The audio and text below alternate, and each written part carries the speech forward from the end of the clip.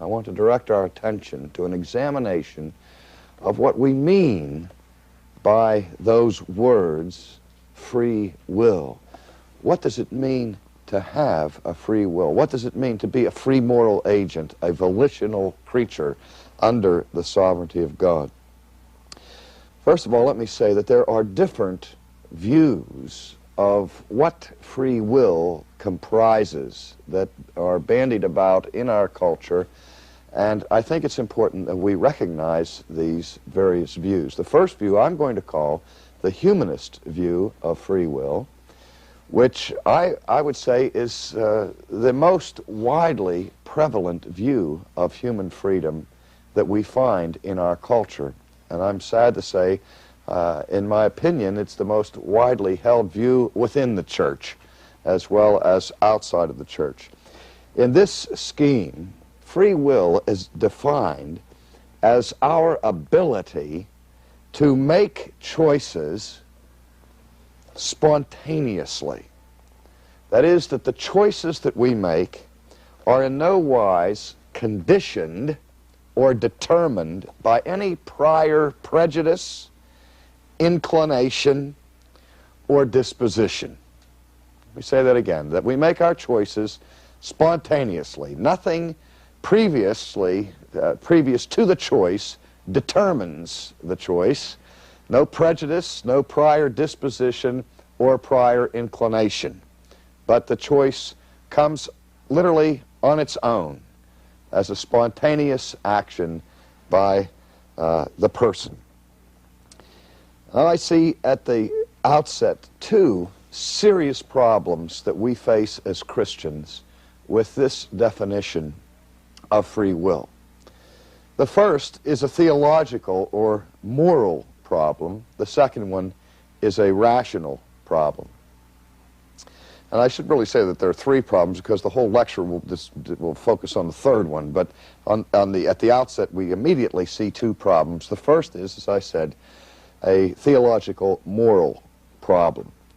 If our choices are made purely spontaneously, without any prior inclination, any prior disposition, in a sense what we're saying is that there is no reason for the choice. There is no motivation or motive for the choice. It just happens spontaneously. And if that is the way our choices operate, then we immediately face this problem. How could such an action have any moral significance to it at all? Because one of the things, for example, that the Bible is concerned about in the choices we make is not only what we choose, but what our intention was in the making of that choice. We recall, for example, the story of Joseph being sold into slavery by his brothers. And when he has this reunion with his brothers many, many years later, and they repent of that former sin, what does Joseph say to his brothers? And when he accepts them and forgives them, he says, "You meant it for evil, but God meant it for good." So that God made a choice in the matter. God had chosen at least to allow this thing to happen and to befall Joseph. His brothers made a choice about what to do with Joseph. Their inclination in the making of that choice was wicked. God also made a choice in allowing it to take place, but God's reason, God's intention in this activity was altogether righteous and holy.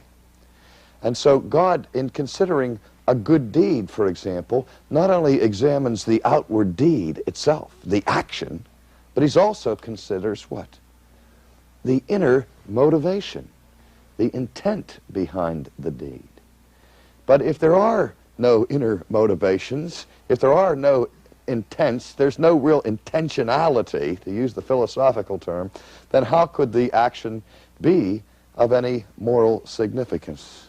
It just happens. But even deeper than that problem, we face immediately the question of whether or not such a choice could actually be made. Not simply whether it would be moral if it were made, but could a creature, without any prior disposition, inclination, bent, or reason, even make a choice? Let's look at this by way of a couple of examples. If I have no prior inclination or disposition, what is attractive about that idea is that that would mean that my will is neutral. It's inclined neither to the left nor to the right. It's neither inclined toward righteousness nor towards evil, but is simply neutral. There is no previous bent or inclination to it. I think of the story of Alice in Wonderland, when she, in her travels, comes to the fork in the road, and she can't decide whether to take the left fork or the right fork. And she looks up, and there's the Cheshire Cat in the tree, grinning at her, and she asks of the Cheshire Cat, which road should I take? And the Cheshire Cat replies by saying, that depends. Where are you going?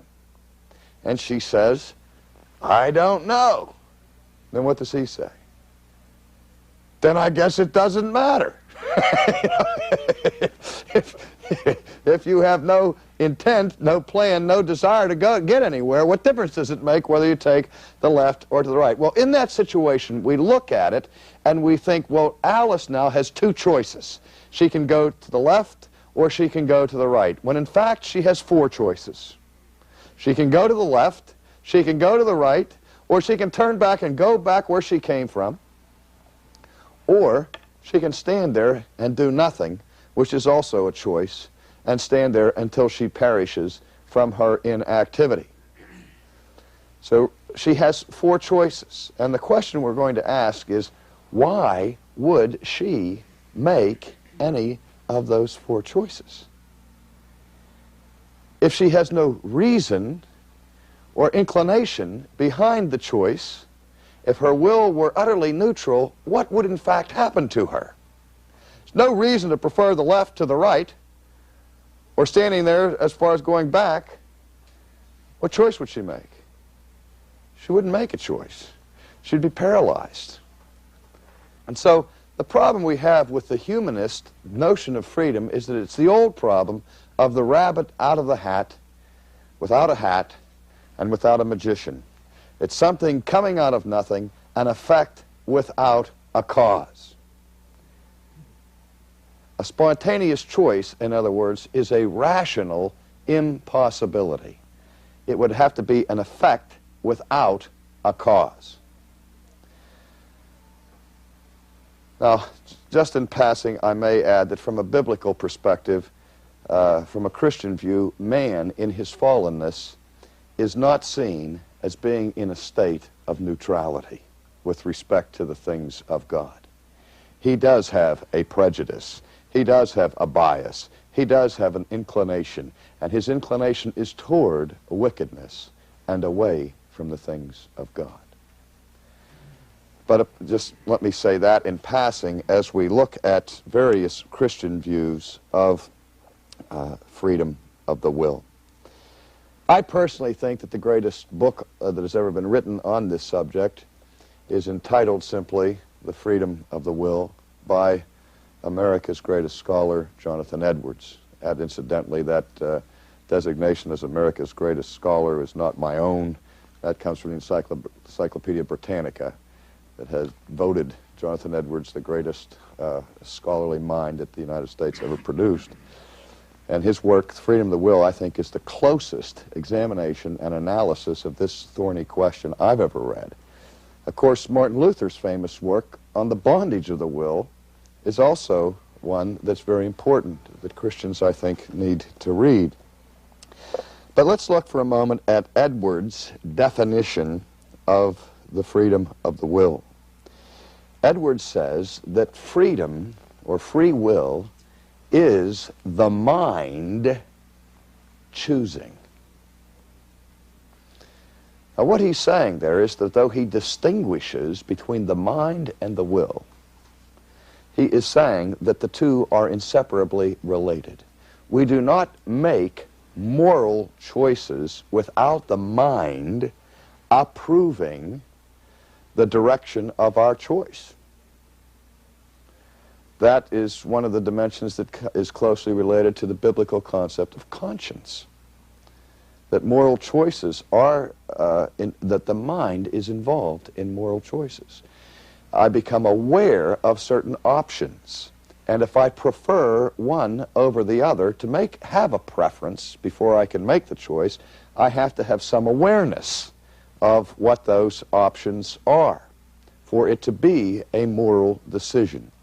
So that the will is not something that acts independent from the mind, but acts in conjunction with the mind. Whatever the mind deems as being desirable is what the will is inclined to choose.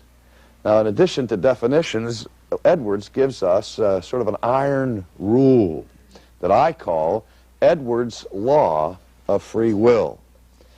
And I think this is perhaps his most important contribution to the discussion of human freedom. Edwards declares this, that free moral agents always act according to the strongest inclination they have at the moment of choice. To say it another way, we always choose according to our inclinations.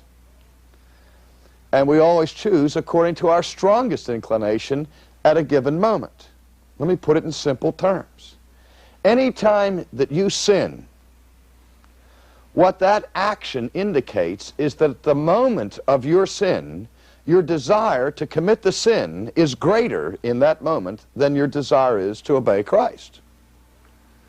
If your desire to obey Christ were greater than your desire to commit the sin, what would you do?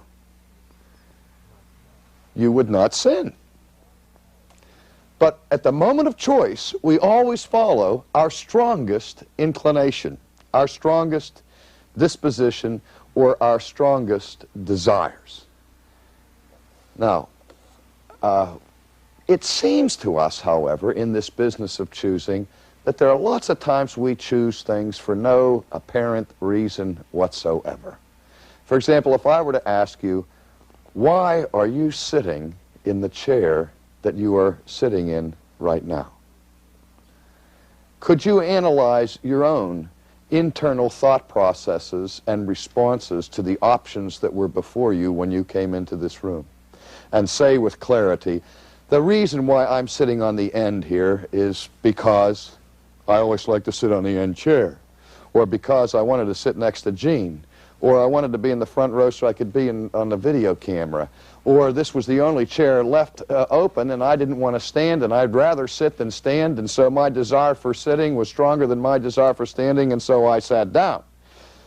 What I'm saying to you is that there's a reason why you are sitting where you are sitting. And it may have been a very quick decision. It may be simply that you're lazy and you don't like to walk, and that the chair that you saw vacant was the closest one available to you. Chances are the reasons go deeper than that. There are some people, if you walk them into a park where there's a park bench that is vacant and room for 3 people, that these people, if you walk them into a park bench, walk them into a park and there's an empty park bench there, and they sit down on the bench, 100 times out of 100, they'll sit on the end of the bench rather than the middle of the bench. In fact, usually it'll be on the left end or the right end, where other people will always choose the middle. Why? Some people enjoy crowds. They like to be in the middle of the action. They have a gregarious personality. Other people like to stay safely where they can have a safe exit and will stay on the end of the bench. And I was to say, we're not always sitting there analyzing very carefully why we make the choices we make. But there is a reason for every choice that we make. And we always act against or according to the strongest inclination of the moment. Now, There are two things that we may raise immediately to object to Edwards' law of choosing. The first one is, well, I can tell you lots of occasions where I have done things that I really didn't want to do, and I have experienced coercion. Well, what coercion involves is external forces coming into our lives that seek to force us to do things that, all things being equal, we would not choose to do. But in most instances, the power of coercion can usually just reduce our options to two. They can severely reduce our options. The gunman comes up to me on the sidewalk and he puts a gun to my head and he says, your money or your life. He has just reduced my options to two, okay, by external force and coercion, hasn't he? Now, all things being equal, I was not looking for somebody to give my wallet away to that night, so I had no great desire to give this man my money. But when the gun's at my head, and my options are my brain's on the sidewalk or my billfold in his pocket, suddenly I have a stronger desire to live and lose my money than to die and still lose my money. And so at that moment, my desire level to live may be stronger than my desire level to resist this man, and so I give him my wallet. Now, there may be people in that same situation who says, I would rather die than give in to coercion, even though I know if I refuse to give him this wallet, he's going to kill me anyway and take my money. Still, I'm not going to help him at all. So they say, shoot me. But even then, their desire to resist is greater than their desire not to resist, and so they resist. Is that clear? So even when our options are severely reduced and external forces change our desire levels, because this is the other point we have to be aware of, is that human desires fluctuate. And they are many. In our situations where we're making choices, it's rare that we're only choosing between two options. Or even just between a good option and a bad option. One of the toughest moral choices for a Christian to make is between rival goods. We have two opportunities, but I'm not sure which is the one in which I can most serve Christ. And that becomes very difficult. We know that our desire levels change and fluctuate. But the second objection that I can hear coming is a statement from the Apostle Paul when he says, the good that I would, I do not. And that which I would not is the very thing I do. And it seems to suggest right there that the Apostle Paul, by apostolic authority, is telling us that it is indeed possible for a person to choose against his wishes, to choose against his desires. I can only say in response to that I do not believe that was the Apostle's intention there to give us a technical treatment of the intricacies of the working out of the faculty of choosing. But what he is expressing is something that we all experience, that I have within me a desire to please Christ. But that desire that is present does not always win out when the moment of truth comes. All things being equal, as a Christian, if you say to me, R.C., would you like to be free from sin? I would say, of course, I'd like to be free from sin. However, I say that now, until the temptation of sin presses in upon me, and my desire for that sin intensifies, and then I surrender to it freely. Because when I work and act according to my desires, I am working and acting freely.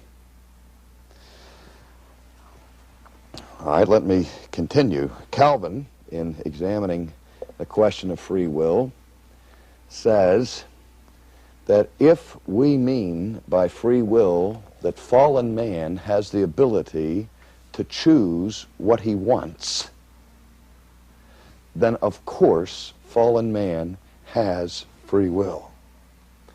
If we mean by that term that man in his fallen state has the moral power and ability to choose righteousness, then, said Calvin, free will is far too grandiose a term to apply to fallen man.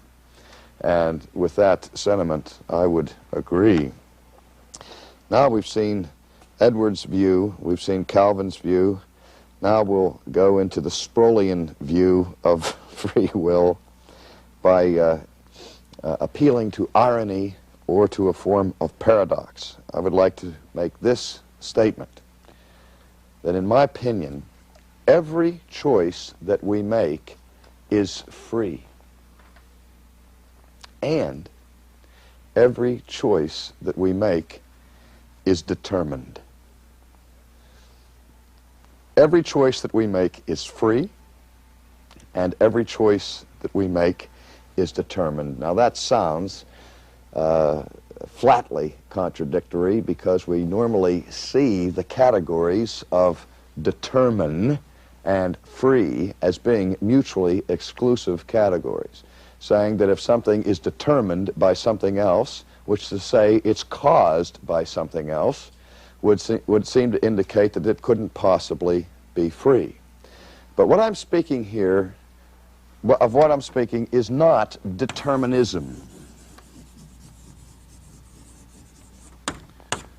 Determinism means that things happen to me strictly by virtue of external forces. But in addition to external forces that are determining factors in what happens to us, there are also internal forces that are determining factors. What we're saying all night, along with Edwards and Calvin, is that if my choices flow out of my disposition and out of my desires, and if my actions are an effect that have causes and reasons behind them, then my personal desire, in a very real sense, determines my personal choice. Now, if my desires determine my choice, how then can I be free? Remember I said that in every choice, our choice is both free and determined. But what determines it is me. And this we call self, you fill it in, determination.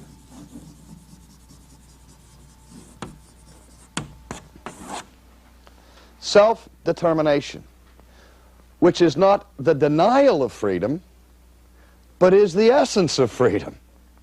For the self to be able to determine its own choices is what free will is all about. Now, the simple point I'm trying to make is that not only may we choose according to our own desires, but in fact we do always choose according to our desires. And I'll take it even to the superlative degree and say, in fact, we must choose always according to the strongest inclination at the moment. And that is the essence of free choice. To be able to choose what you want. Now, the problem with the sinner, obviously, is not that the sinner in his fall has lost the faculty of choice. Sinners still have minds, sinners can still think, sinners still have desires, sinners still have wills. And the will is still free insofar as it is able to do what the sinner wants it to do. Where is the problem? The problem is in the root of the desires of the heart in fallen man. That because he has an evil inclination, a desire for sin, he sins. Sinners sin because they want to sin. Therefore, they sin freely. Sinners reject Christ because they want to reject Christ. Therefore, they reject him freely. And before a person can ever respond positively to the things of God and choose Christ and choose life, he must have a desire to do that. Now the question is, does fallen man retain any desire in his heart for God, for the things of God? Quickly, I will introduce really our next subject, which will be the biblical view of the radical character of man's fallenness with respect to his desire for the things of God. But before we get to that lecture, let's just tie this one up by speaking of another distinction that Jonathan Edwards has made famous. He makes a distinction between moral ability and natural ability.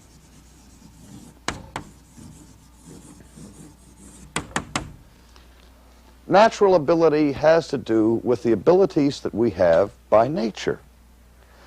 As a human being, I have the natural ability to think. I have the ability to speak. I can walk upright. I do not have the natural ability to fly through the air unaided by machines. Fish have the ability to live underwater for great periods of time without tanks of oxygen and so on, and diving equipment, because God has given them fins and gills. He's giving them the natural equipment necessary to make them able to live in that environment. Hence, they have a natural ability that I do not have. God has given natural abilities to birds that I do not have. All right? When we're talking about moral ability, we're talking about the ability to be righteous as well as to be sinful. Man was created with the ability to be righteous or to be sinful. But man has fallen. And what Edwards is saying is that in his fallen state, he no longer has the ability in and of himself morally to be perfect.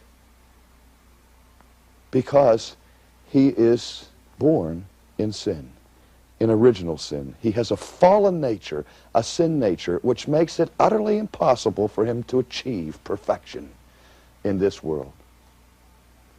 He still has the faculty of thinking. He still has the ability to make choices.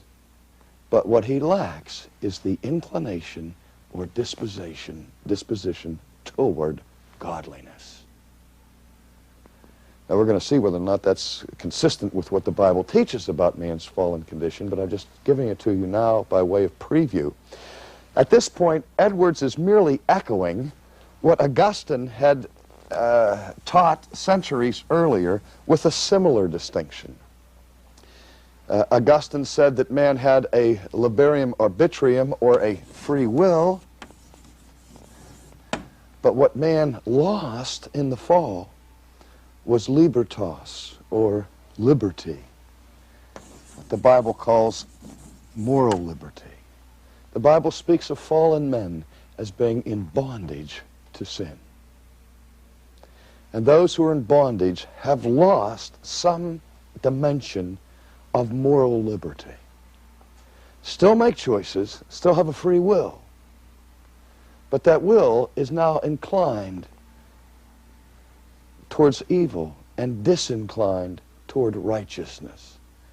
There is none who does good, there's none righteous, there's none who seeks after God. No, not one.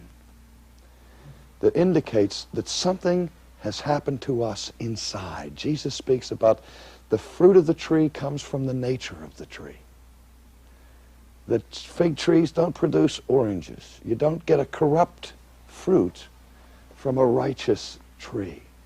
There is something wrong inside of us, in where our desires, our inclinations reside. It is that is in bondage. But even that fallenness does not eliminate the faculty of choosing. So there's really no difference here between what Augustine is calling, when he says we still have free will but not liberty, is the same distinction that Edwards is making between moral ability and natural ability. All right, I need to stop because my time is running out, and simply to say that in our next lecture, We will look at this now from a biblical perspective to see what the Bible says about man's moral ability or the lack of it with respect to the things of God.